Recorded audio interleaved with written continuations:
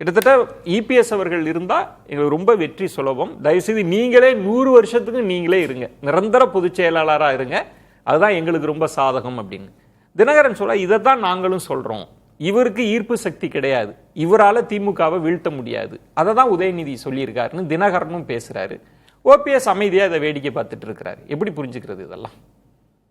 தமிழ்நாட்டில் அதிமுக கட்சி 2024க்கு பிறகு அது திரு டிடிவி தினகரன் தான் போகும்னு ஒருத்தர் சொன்னார். அவர் இப்போ எங்கே இருக்கிறாரு?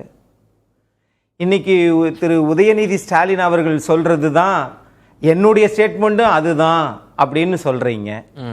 அப்போ இந்த முரண்பாடுகளுக்கு அது நம்மளால ஜெயிக்க முடியல அப்படின்னு சொன்னா, நமக்கு ஆதரவான வார்த்தைகள் ஏதாவது வந்தால் நான் அந்த கருத்தை தாங்க நானும் சொன்னேன் அப்படின்னு சொன்னால் நீங்கள் திமுகவை எதிர்க்கிறீர்கள், அப்படித்தானே அர்த்தம்?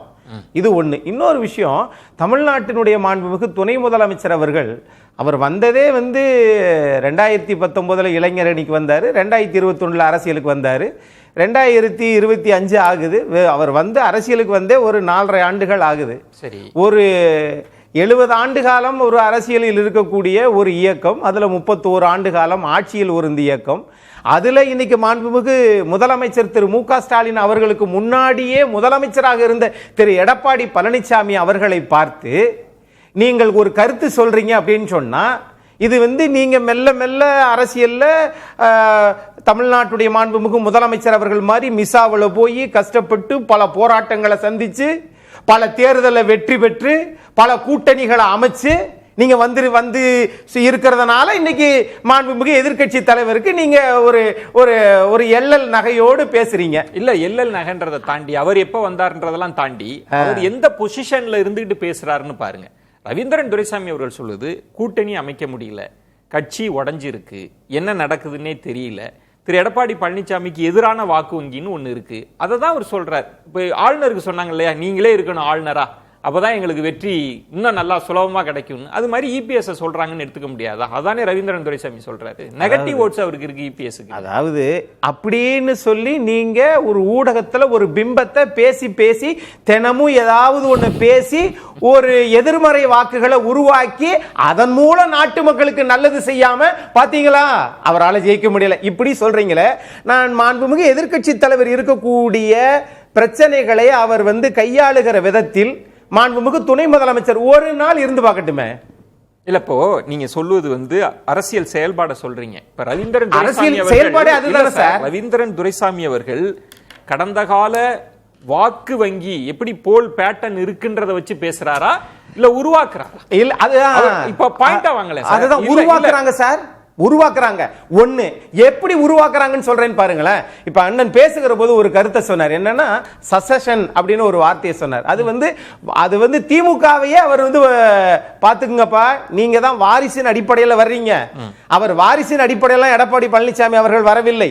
ஆகவே அம்மையார் இறக்கும் போது அவர் தான் வருவார்னு யாருக்கும் தெரியாது. ஆனால் இன்றைக்கு எல்லோரும் அவரை எதிர்க்கிறீர்கள் அப்படின்னா, அவரை எதிர்க்க முடியாதவர்கள் திமுக ஆதரவு கிடைச்சாலும் பரவாயில்லன்னு போய் இன்னைக்கு துணை முதலமைச்சர் சொல்றது சரின்னு சொன்னா அவரால கருத்தால எதிர்கொள்ள முடியல. அவரை திரு அக்னீஸ்வரன், சரி, அவர் செஞ்ச செயல்களால் உங்களை எதிர்கொள்ள முடியல. அக்னீஸ்வரன், நான் என்ன கேக்குறேன்னா, நான் திரு இபிஎஸ் அவங்களோட அனுபவத்தையோ இதையோ நான் ஒப்பிட்டு அப்படி நம்ம பேசல. திரு உதயநிதி அவர்கள் சொல்றாங்க, நீங்களே இருங்க, எங்களுக்கு அதுதான் நல்ல சுலபமா வெற்றி கிடைக்கும் அப்படின்னா அவர் என்ன சொல்றாருன்னா, அவருடைய தலைமையை கேள்விக்குள்ளாக்குறார். உங்களுக்கு வியூகம் அமைக்க தெரியல, கூட்டணி அமைக்க தெரியல, கட்சியை கட்டுக்கோப்பா வைக்க தெரியல, இதெல்லாம் தானே அந்த விமர்சனத்துக்குள்ள இருக்கு. நீங்க அதெல்லாம் சொல்லணும். அதெல்லாம் ஒரு முதிர்ச்சி இல்லாத பேச்சு சார். அதெல்லாம் ஒரு பெருசா எடுத்துக்கிறாதீங்க. அது அரசியல மாத்தி மாத்தி அவங்க குறை சொல்லிக்கிறாங்க. நான் இப்படி சொல்றேன்னு, உரத்துறை அமைச்சராக இருந்த மத்திய கேபினெட் அமைச்சராக இருந்த அண்ணன் மு.க. அழகிரி அவர்கள் சொன்னாங்க, அவர் மத்திய அமைச்சராக இருக்கிற போது எப்படி இருந்திருக்காது, அவர் அதிகாரத்தை சுவைத்த போது சொன்னார், அதிமுக என்கிற ஒரு இரட்டை இலை வச்சிருக்கக்கூடிய சின்னம் அது இரட்டை இலைலாம் கருகி போயிடும் அப்படின்னாரு. இன்னைக்கு யார் கருகி போயிருக்கிறா? அரசியலில் யாரும் ஜோதிடம் சொல்லவே முடியாது. அதான் பாயிண்ட். ஆகவே இவர்களை பொறுத்தளவில் இவர்கள் நாங்க கூட்டணி பலமா வச்சிருக்கிறோம், அவரால் அமைக்க முடியல அப்படின்னு நீங்க சொன்னீங்கன்னா அது பரவாயில்ல. ஆனா நீங்களே 100 ஆண்டு காலம் இருங்க அப்படின்னு சொன்னா நான் இப்படி சொல்றேனே, நீங்களே நீட்டு விளக்கு அவர் கொண்டு வந்ததை உங்களால கொண்டு வர முடியாது. நீங்க ஒரு 100 ஆண்டு காலம் இருந்தா அப்ப தமிழ்நாட்டுல வேற யாரும் அரசியலுக்குள்ளே வர முடியாது. இது ஒண்ணு. இன்னொன்னு, அதிமுகவை எங்களை மாதிரி ஒரே குடும்பமா வாங்கப்பா, அப்பதான் நீங்க 100 ஆண்டு காலம் வாழ முடியும் அப்படின்றத இன்டைரக்டா சொல்றாரு. எங்கள மாதிரி தாத்தா, ரவீந்திரன், மகன், பேரன் எல்லாம் மாதிரி நீங்களும் மாத்திக்கோங்க. இல்லப்பா, அக்னீஸ்வரன் சொல்வது அவர் ஒரு அரசியல் எதிர்வினையா சொல்றார். நீங்க வாரிசு அரசியல், நீங்க எப்படி பேசுறீங்க அப்படின்னு. ஆனா நீங்க சொல்றது அதுக்குள்ள இருக்கிற கணக்க சொல்றீங்களா? ஏன்னா அக்னீஸ்வரன் கேக்குறது இது என்ன ஜோதிடமா, நம்ம இவர் இனிமேல் ஜெயிக்கவே முடியாதுன்னு ஜோதிடம் சொல்ல முடியுமான்னு கேக்குறாரு. உங்களை சொல்லும்போது என்ன சொன்னீங்க? அந்த ஜாதகமே இல்லைன்னு சொல்லும்போது வேதனைப்பட்டீங்க. ஜெயிக்க முடியாதுன்னு கூட சொல்லலையே, எடப்பாடி தலைமையில ஜெயிக்க முடியாதுன்னு சொல்றாரு. என் கருத்து தான் அவரை பிரதிபலிக்கிறாருன்னு கூட நானே மகிழ்ச்சி அடைகிறேன். சார், அது என்ன, அவர் இதுவரைக்கும் அவர் தான் பிரதான எதிர்க்கட்சி தலைவர், ஆட்சி நடத்தி இருக்கிறார், கட்சியை வலிமையா வச்சிருக்கிறார், பாஜகவை கூட்டணிக்கு கொண்டு வந்திருக்கிறார். அப்படின்னா நீங்க எப்படி கட்சியை வலிமையா வச்சிருக்கிறாருங்கறதுல அந்த பயத்துல பேசுறாரு. அதுல தான் முரண்படுறேன். கட்சியை வலிமையா வச்சிருக்கிறார் எங்க? சேலத்துல, விழுப்புரத்துல, சிதம்பரத்துல, கள்ளக்குறிச்சியில, நாமக்கல்ல, தர்மபுரியில, இந்த 36 தொகுதியில திராவிட முன்னேற்ற கழக தலைவர் மு.க. ஸ்டாலினை விட பலமான தலைவராட்டு எடப்பாடி பழனிசாமி இருக்கிறார். 36 தொகுதி, 36 தொகுதிக்குள்ள 146 தொகுதி சுற்றுப்பயணம் போயிட்டு வந்திருக்கிறாரு. இதுக்குள்ள இருக்கிறார். யார் வேணாலும் போலாமே, முதல்ல போங்க. ஆனா முதல்ல யாரு போனது தானே முக்கியம். அது கள்ளக்குறிச்சியா இருந்தாலும் எடப்பாடி முதல்ல போறாரு. தேர்தலுக்கு சுற்றுப்பயணம் அவர் தான் போறாரு. அக்னீஸ்வரன் இப்ப சீமான் அவர்கள் கூட 224 தொகுதியும் போயிடுவாங்க. அது தமிழ்நாட்டுல எல்லா சுதந்திரமும் இருக்கு. பிரச்சனை என்னன்னா யார் அங்க செல்வாக்கா இருக்காங்கன்றது தானே அவர் கேட்கிறார். நீங்க செல்வாக்கு அப்படின்றது கூட்டணியே பலப்படுத்த தவறியதனால் அவர் செல்வாக்குன்றீங்கல்ல. நீங்க செல்வாக்கு 2011 இருந்து இத்தனை நாள் தோத்துட்டே வந்தீங்களா? அது என்ன செல்வாக்கெல்லாம் அப்ப போச்சா? இன்னொன்னு ஐசியூன்றாரு. அதுக்கு முன்னாடியே கலைஞர் முதுபெரும் தலைவர் இருக்கிற போதே 14 ஆண்டு காலம் திமுக ஐசியூல தான் இருந்துச்சு. இப்ப அண்மையில 2011 இருந்து 2021 வரைக்கும் ஐசியூல தான் இருந்துச்சு. அதுக்கு என்ன பண்றது? எனக்கு ஒரு பாயிண்ட் என்னது, இது இபிஎஸ் அவர்கள் இப்ப 2019 இருந்து நீங்க 2024 வரைக்கும் திமுக தொடர் வெற்றிகளை தான் பெற்றுக்கொண்டிருக்கு.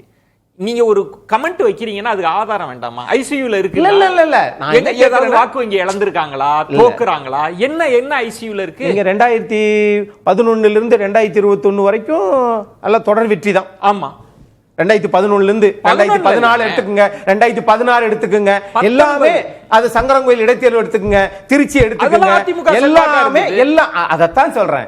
இங்க இந்த இருதுருவ அரசியலில் ஒரு ஆளுங்க மாறி மாறி தான் வரும். நீங்க ஆளுங்கட்சினா அடுத்து எதிர்க்கட்சியா மாற போறீங்க. தூய்மை பணியாளர்களுடைய விதம் என்ன, இன்னைக்கு கூட போராடிட்டு தான் இருக்காங்க. அதுக்கு என்ன பண்றீங்க? ரவீந்திரன் துரைசாமி, இப்ப உதயநிதி அவர்களினுடைய விமர்சனத்துல இருக்கிற சிக்கல் என்னன்னா, அக்னீஸ்வரன் சொன்ன மாதிரி திமுகவுக்கு அந்த 10 ஆண்டுகள் ஆட்சியில இல்ல. அப்ப யாருமே இந்த தலைமை இருந்தா எங்களுக்கு சௌரியம்னு யாரும் பேசுனது படுதோல்வி அடைஞ்சு இப்ப ஏன் தலைமையை படுதோல்வி அடைஞ்சு 3வது 4வது போய் ஸ்டாலின் வர்சஸ் அதர்ஸ்ங்கிற அளவுக்கு ஸ்டாலின் ஒரு பெரிய உயரத்துக்கு போகல. அந்த உயரத்துல ஜெயலலிதா இல்ல. 1 விழுக்காடு தான் வித்தியாசம். இப்ப 24 விழுக்காடு வித்தியாசம் ஸ்டாலின் அணிக்கும் எடப்பாடி அணிக்கும்.